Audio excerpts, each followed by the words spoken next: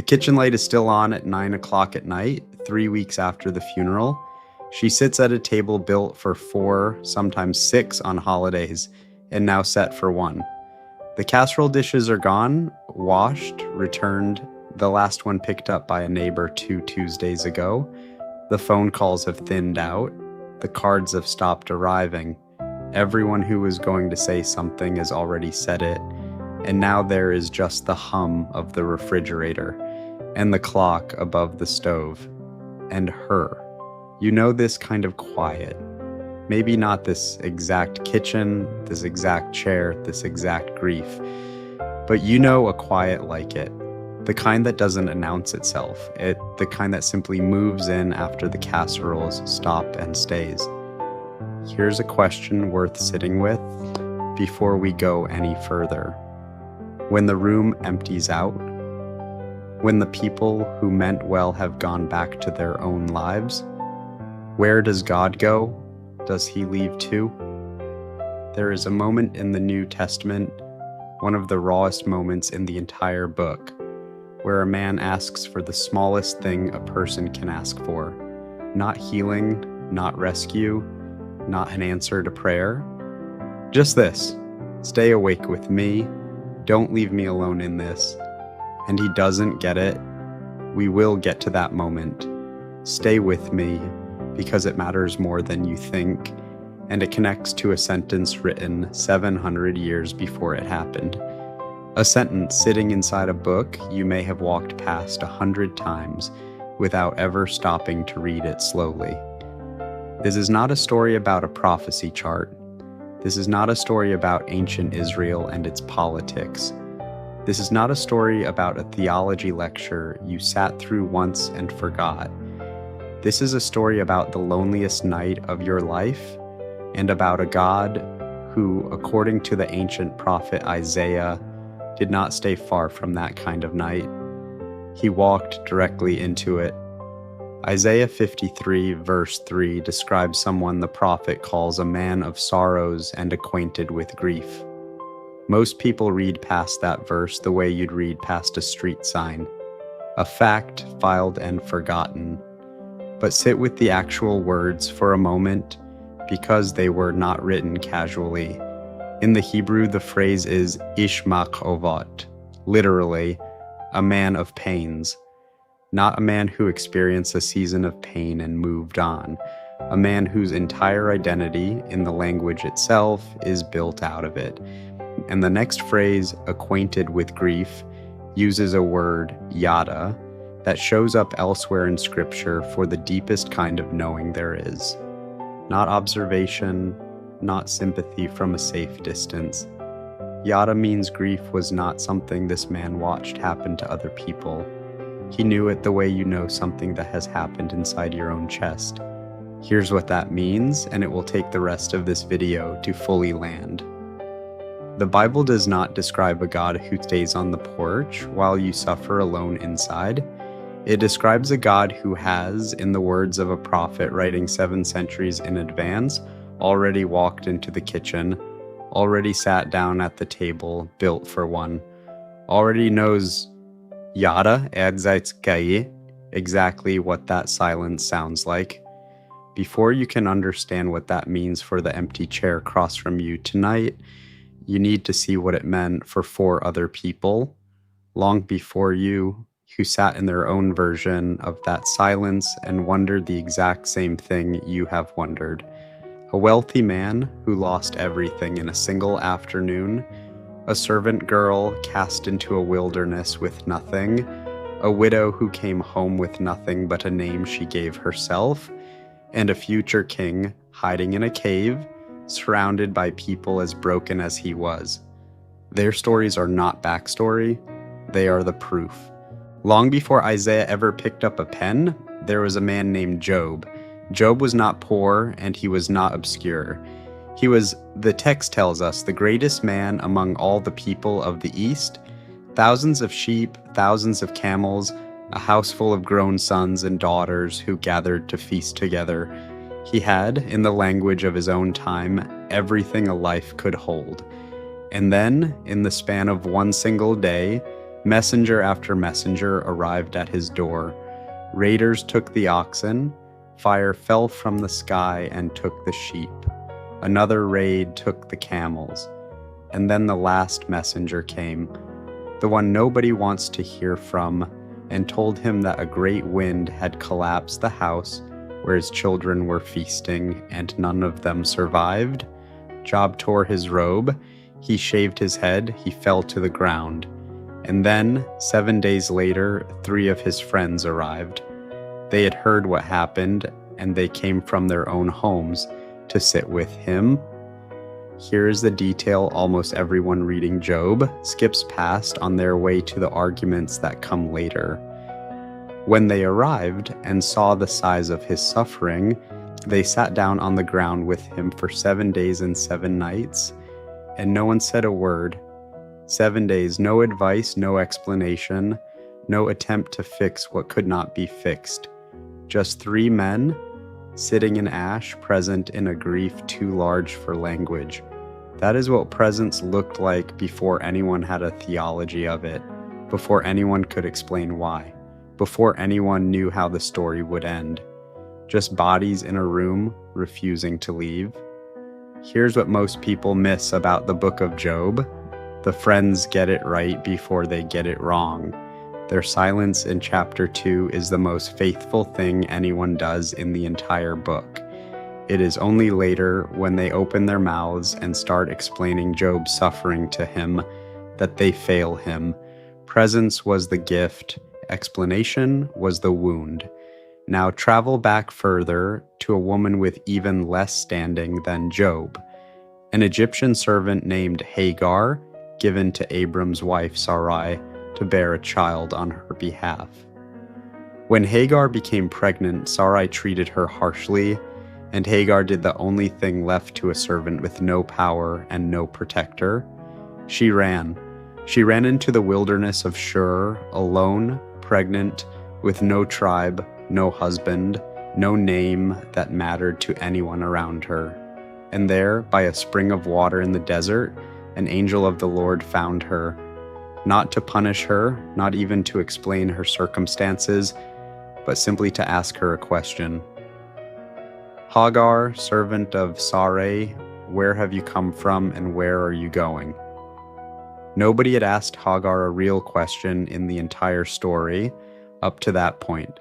She had been given instructions, she had been treated harshly, she had been used, and now, alone in a wilderness with nothing, someone finally asked her what she needed. And Hagar did something no one else in the book of Genesis does. She named God, not Abram, not Sarai, not any of the patriarchs whose names fill the rest of the book. A servant girl alone in the desert gave God a name, El Roy, the God who sees me. Notice what that means. The moment Hagar was most alone, most invisible to everyone who should have protected her, she discovered she was not invisible after all. Someone had been watching the whole time, not from far away, close enough to ask her name. And then there is Naomi. Naomi left Bethlehem with a husband and 2 sons during a famine, and years later came back with none of them. Her husband died in Moab. Both of her sons died in Moab. She walked back into the town she had once called home, an old woman with 2 things left, an empty name and a foreign daughter-in-law who refused to leave her side. When the women of Bethlehem saw her coming and said, "Is this Naomi?" she answered them with words that still cut after 3,000 years. "Do not call me Naomi," she said. Naomi means pleasant. Call me Mara, bitter. For the Almighty has dealt very bitterly with me. I went out full, and the Lord has brought me back empty. That is not the language of someone reciting a Sunday school lesson about trusting God's plan. That is the language of a woman who has run out of pleasant things to say. And the Bible does not correct her for it. It does not rush in with an explanation. It simply lets her say it and lets the story keep moving, because the story's not finished. Ruth is still standing beside her. A field belonging to a man named Boaz is still waiting to be gleaned.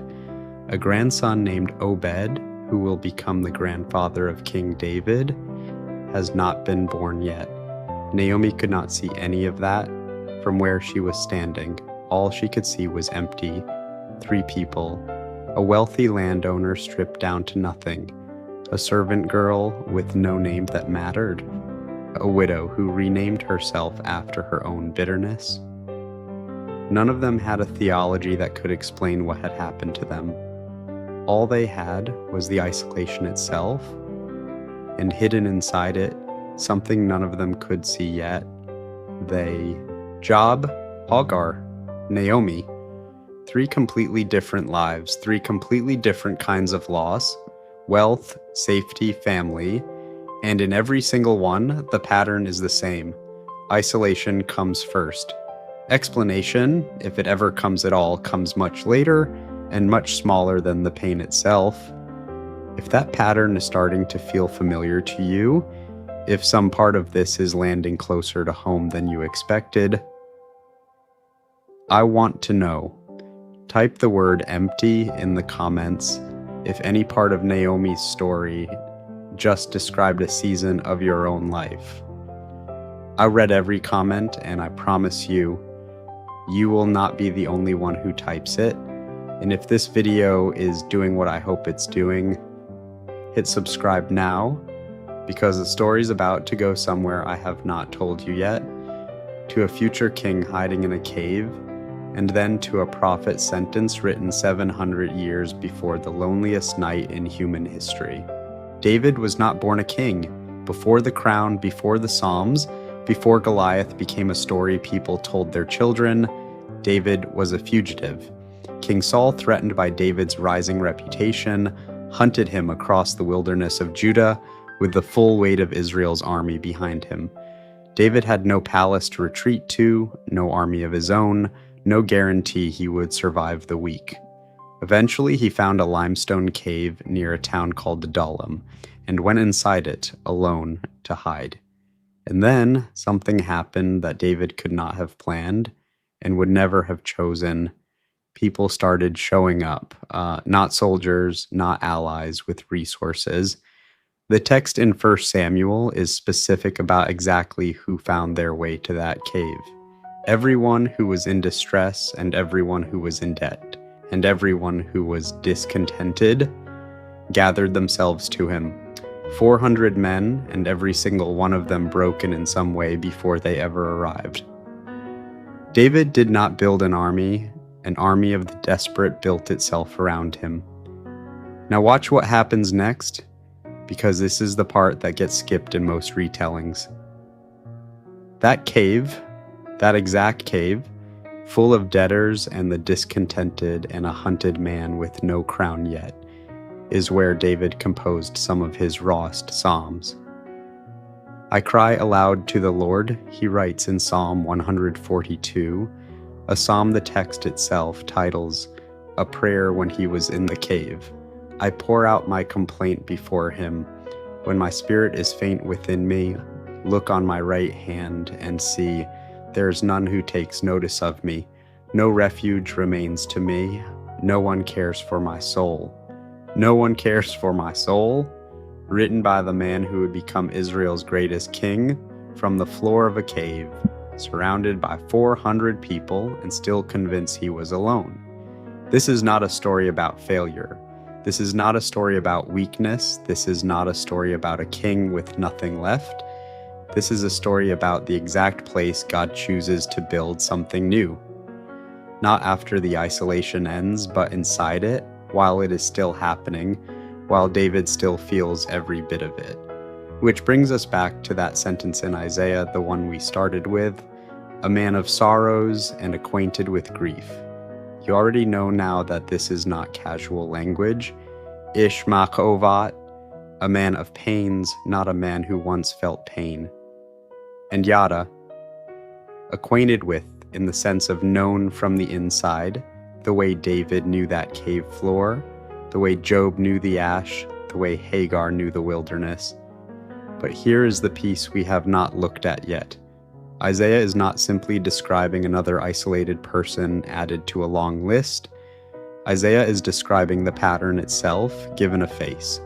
Every cave, every ash heap, every empty kitchen table across the entire Bible, Job's, Hagar's, Naomi's, David's, all of it was pointing forward to one specific person the prophet had not yet named, who would carry the full weight of every isolated moment humanity has ever endured, not observe it from outside, yada it, know it the way you know something that happened to your own body. 700 years before that person arrived, Isaiah had already written the sentence. Now we arrive at the moment we opened with.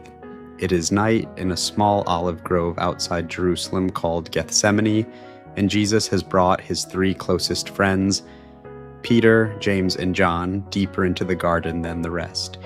He knows in a way none of them yet do exactly what the next 24 hours will hold, and in that knowledge, Mark's gospel tells us something startling about his emotional state. The Greek word is paralipos, not simply sad, not the ordinary Greek word for grief, but a compound built to carry more weight than that word alone can hold. Paralipos means grief surrounding a person on every side, grief pressing in until it becomes nearly fatal. Jesus himself names it out loud. My soul is deeply grieved to the point of death. To the point of death, not a figure of speech, a description. And in that moment, carrying the heaviest grief of his entire life, Jesus asks his 3 friends for the smallest thing a person can ask for. Not victory, not rescue, not even an answer to what was about to happen.